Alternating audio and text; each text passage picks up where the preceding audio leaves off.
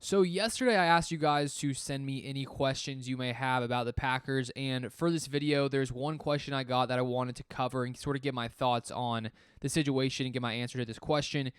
I answered a few more on my Packers newsletter earlier today, so if you would like to read that, you can click the link down below. Feel free to subscribe and get my future newsletters. But for this one video, I'm going to cover this one question, and this question was asked by Evan Hayes over on YouTube. He said this: who will the Packers retain between Lazard and Cobb? So Allen Lazard and Randall Cobb, both of whom are free agents going into 2023. And I think not only for Cobb and for Allen Lazard, but many other things about this Packers team really hinge on what happens with Aaron Rodgers. Will he return? Will he retire? Will he be traded? I think that the question about retaining Lazard and Cobb also has to do a lot with Aaron Rodgers. When it comes to Randall Cobb, we have to remember that he was traded to Green Bay a couple of years ago, or year and a half, the summer of 2021. He was traded to Green Bay because Rodgers wanted him here, and for him to return to Green Bay, Rodgers said he wanted Cobb back in Green Bay.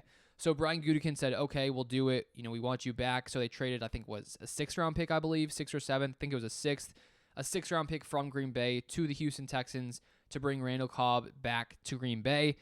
And so now Randall Cobb is currently 32 years old. He's going to be 33 when the season starts. And with him getting up in age, there's always that question with veteran players, like when are they going to fall off a cliff? When are they not going to be able to produce in the same way they used to?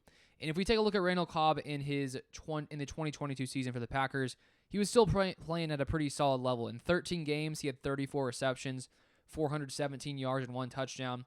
And we still saw the chemistry that Cobb and Rodgers have, especially on big third down situations. Aaron Rodgers loves to look Randall Cobb's way. And considering Rodgers has mentioned in the past couple weeks since the season ended that he really does want to see lots of the veterans back here in 2023 for the 2023 season if he does return. And so I think if Rodgers decides I'm going to play in 2023, and if the Packers and Rodgers come to the agreement and say, you know what, let's stay with each other at least for 2023, I believe in that instant Randall Cobb will return, because I do think that Rodgers really wants to see some of these veterans back here, like Robert Tonyan, Lazard, Cobb, Mercedes Lewis, sort of the same team that's been around here the past few years.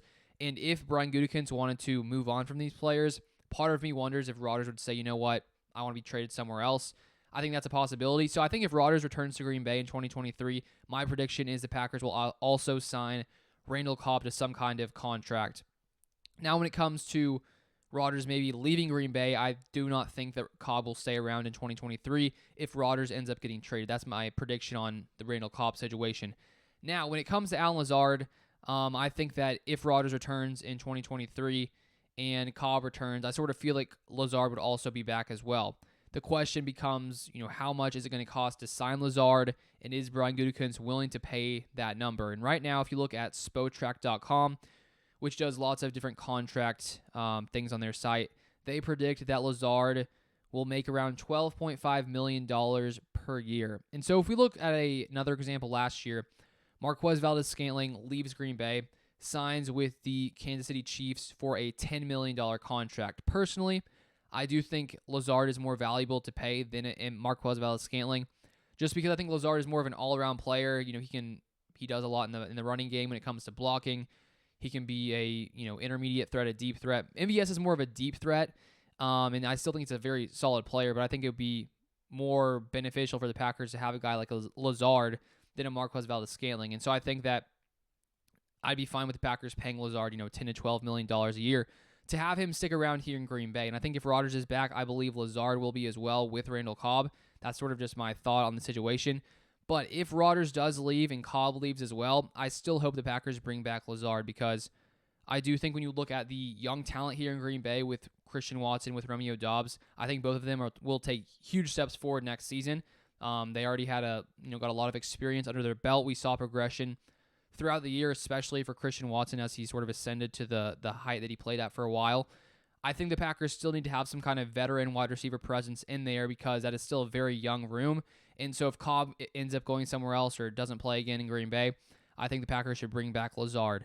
Now, if for whatever reason, Rodgers isn't here and the Packers move on from both Lazard and Cobb, I think it's very important the Packers go out and target some kind of free agent wide receiver, because while I do believe both Watson and Doubs are going to be the future here, wide receiver for Green Bay. They could end up being, one of the best wide receiver duos in the NFL in the next few seasons. I think that'll happen. We still need some more depth outside of those two players. So for some reason, both of those guys are gone.